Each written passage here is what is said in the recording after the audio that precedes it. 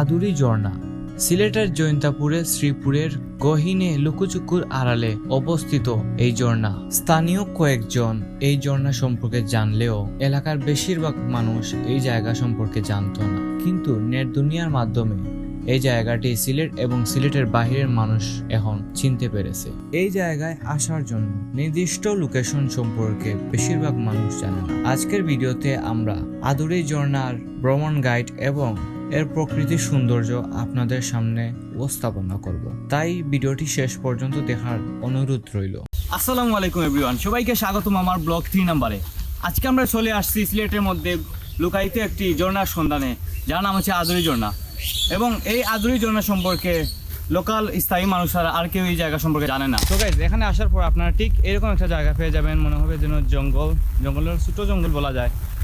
আর আমরা সামনে আগাচ্ছি, আমরা নিজেও জানি না যে ঝর্ণা কোথায়, আমরা ঠিক আইডিয়া করে সামনে দিয়ে যাচ্ছি, দেখা যাক। আর এক্স্যাক্টলি কেউ এই জায়গার ভালো করে লোকেশন দেয় না। আপনাদের এই ভিডিওতে আমি সম্পূর্ণ লোকেশন দিয়ে দিব, কীভাবে আপনারা আসবেন, কোথায় নামবেন। আর তাহলে দেখা যাক, আপনারা আমাদের সাথে থাকুন, আমরা চলি। তবে এখানে আসার পর আপনারা এইদিকে একটা রাস্তা, এইদিকে একটা রাস্তা, এইদিকে একটা রাস্তা, এইদিকে একটা রাস্তা, এইদিকে একটা রাস্তা, 5টা রাস্তা আছে। আপনারা কোন দিকে যাবেন? আপনারা ঠিক এদিকে যাবেন, এদিকে গেলে ঝর্ণাটা পাওয়া যাবে।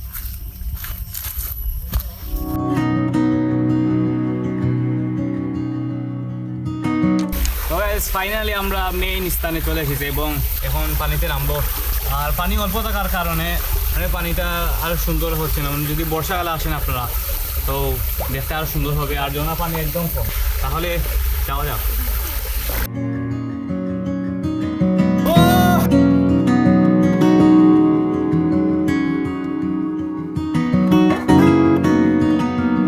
পানিটা স্বচ্ছ, তবে কয়েকজন একটু আগে গোসল করে গেছেন, যার কারণে আর স্বচ্ছ ছিল পানিটা। তারপরে অনেক সুন্দর জায়গাটা। এই জায়গা সম্পর্কে 99% মানুষ জানে না।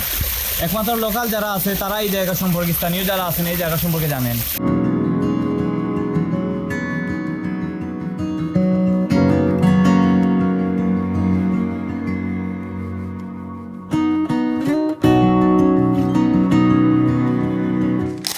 আচ্ছা ভাই, এই জায়গায় কীভাবে আসতে হবে?